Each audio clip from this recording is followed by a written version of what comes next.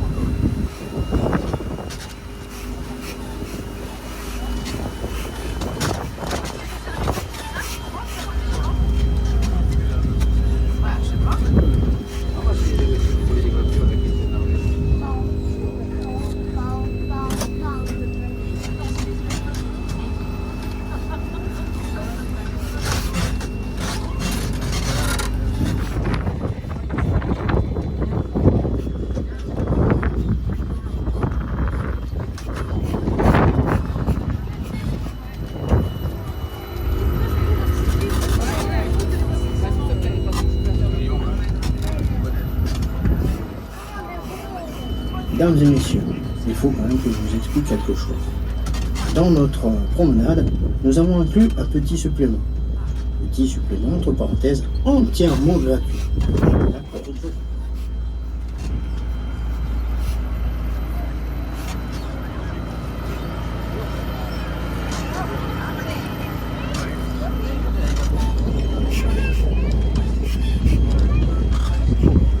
D'ici, vous avez déjà une belle petite vue sur Collioure et ses environs. Vous pouvez également remarquer au sommet de la colline à droite le petit fort rond, le fort de l'Étoile et le fort carré.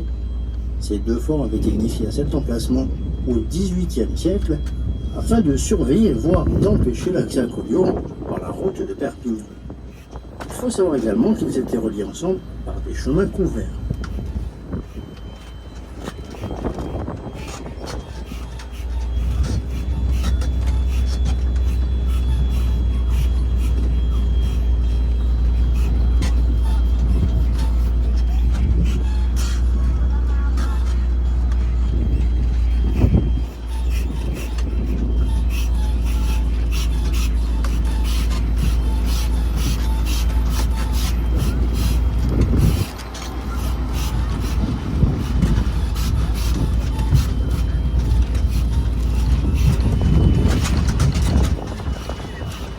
Le tour, qui date du XIIIe siècle, servait en fait à surveiller la mer et les navires qui pouvaient y arriver.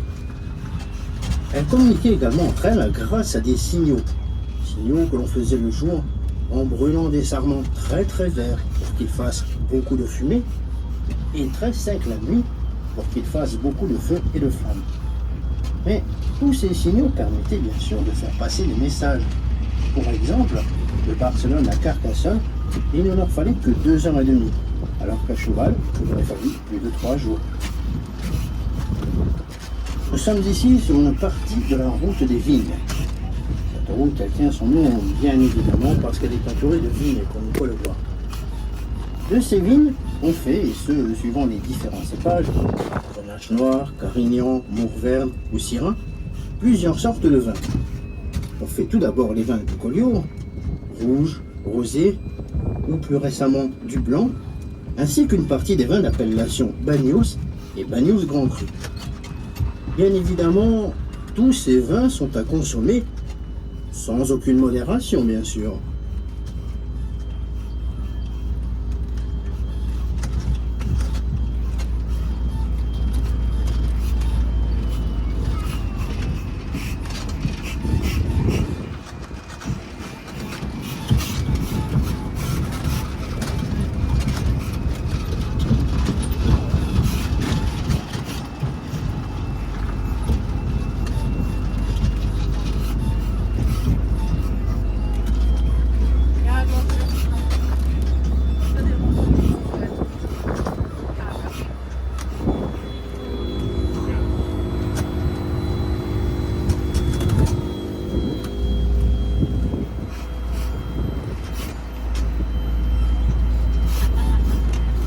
Cerbère pour sa partie française.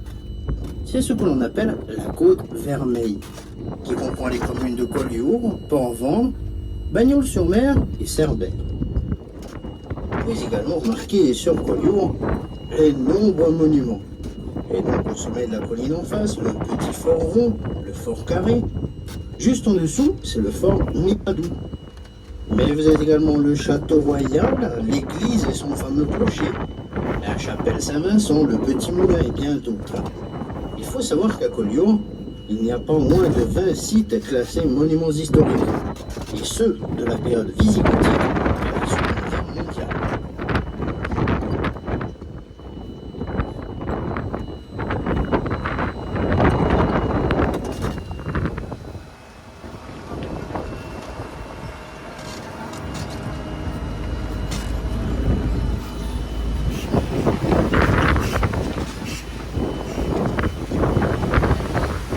Plages de sable commencent au niveau d'Argelès-sur-Mer.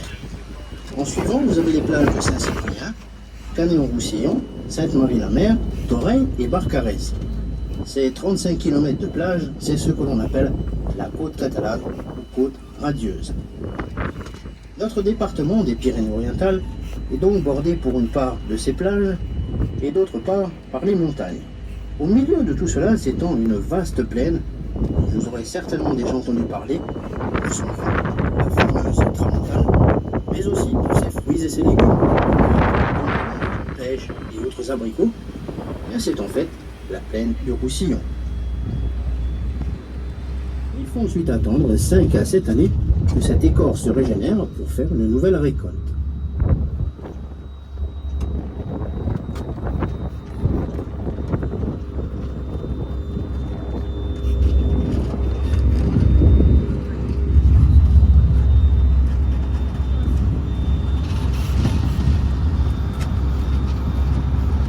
Nous longeons maintenant l'envers du fort du Gommier. C'est d'ailleurs de ce côté-ci que l'on remarque le mieux sa particularité. Ce fort avait été enfoui lors de sa construction. Il est en fait composé de plusieurs galeries. Il avait également un système de défense un peu particulier. C'est que l'on permettait à l'ennemi d'entrer dans le fort, mais on ne le laissait plus ressortir. Remarquez bien que ce système n'a jamais servi, puisqu'en fait il n'a jamais été attaqué. En contrebas, vous avez une petite vue sur la baie de Port-Vendre. Et juste en avant à gauche du train, vous pouvez voir l'entrée du fort du Gommier. À savoir également que celui-ci est actuellement en cours de restauration.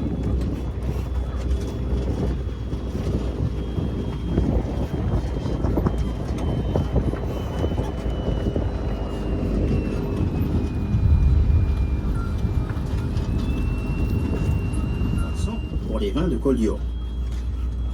Vous pouvez remarquer que tous ces vignobles forment des terrasses. On utilise ce système pour retenir la terre, parce qu'en cas de grosses pluies ou de gros orages, toute cette terre coulerait dans le fond et les cèpes se déracineraient. Il faudrait alors tout recommencer. Mais ces terrasses permettent également de travailler sur un sol à peu près plat, ce qui est très pratique car comme vous pouvez vous en douter, ici tout se fait entièrement à la main. D'ailleurs, ce relief bien particulier, ainsi que la nature de ces terrains, qui, conjugués aux effets des différents vents, confèrent aux mains de Collioure et de Bagnols tout leur fameux caractère.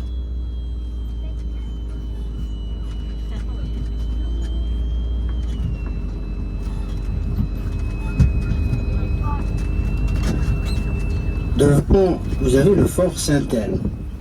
Ce fort il date du XIIIe siècle pour ce qui concerne la tour centrale, la Guardia comme on l'appelait.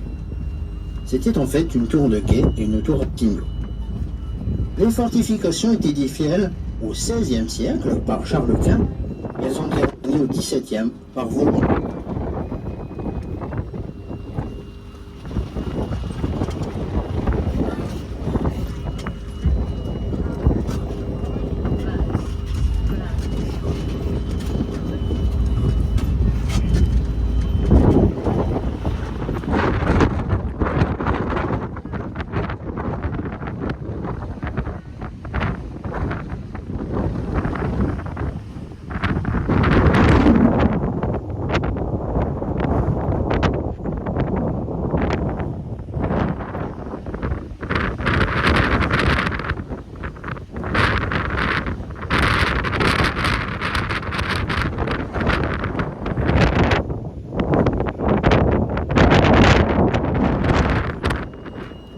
La particularité de Port c'est également d'être un port en eau profonde, ce qui permet donc la libre circulation de gros navires de commerce, de 8 mètres de tirant d'eau et d'environ 150 mètres de long. Et quand les beaux jours reviennent, de jolis paquebots de croisière viennent également faire escale ici à Port-Ventre. Mais le meilleur...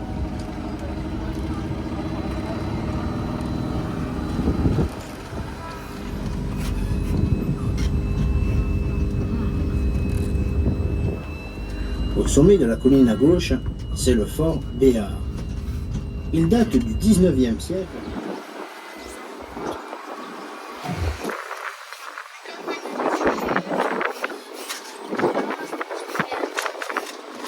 Mais du côté que l'on ne voit pas lorsque l'on est sur place. On peut remarquer cette partie un peu plus claire au pied de la tour, qui d'ailleurs n'est pas d'origine. C'est en fait la partie habitable du château. Également la corniche, avec ses petites criques et ses plages. À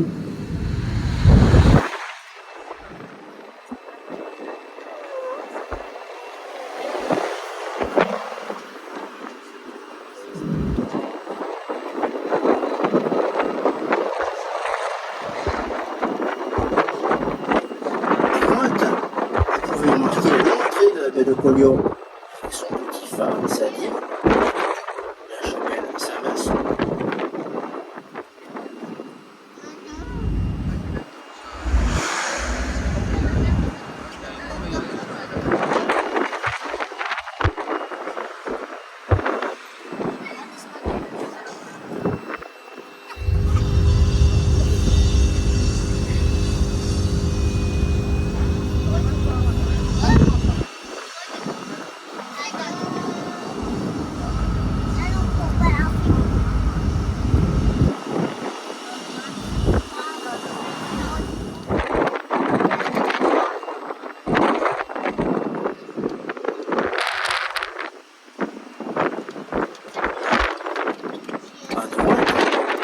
Sur le hauteur de Collioure, sur le bâtiment rose, c'est le fort Mirador.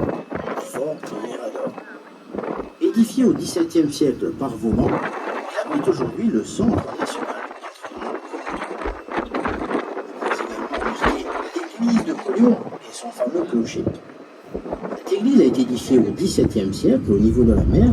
Il faut d'ailleurs descendre quelques marches pour y accéder. Et elle a été adossée au clocher, ancien phare du Moyen-Âge. Celui-ci ne se verra d'ailleurs coiffé de son joli dôme rose qu'en 1810 pour avoir enfin l'image comme c'est ami.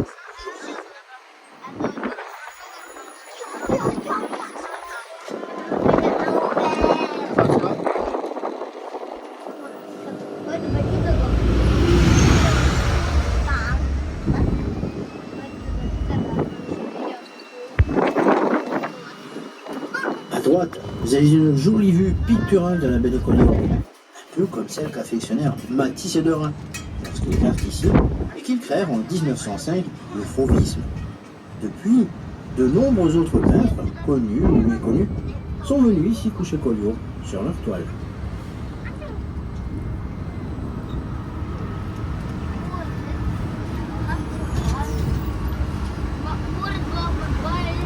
Juste à gauche, c'est l'ancien couvent des Dominicains. Il date du XIIIe siècle et abrite aujourd'hui une cave coopérative.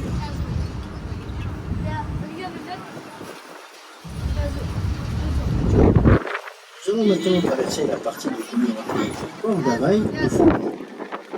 Au milieu de ce faubourg, une tour, l'ancienne tour de douane. Elle abrite aujourd'hui la vraie cave de Port. Vous avez également une autre vue sur les remparts du château royal. Si on le connaît sous son architecture actuelle depuis le XIIIe siècle, époque à laquelle il servait en fait de résidence d'été au roi de Major, il fut en partie construit en 981 par les comtes de Roussillon sur un ancien bastion de Wampa, le roi des Visigoths.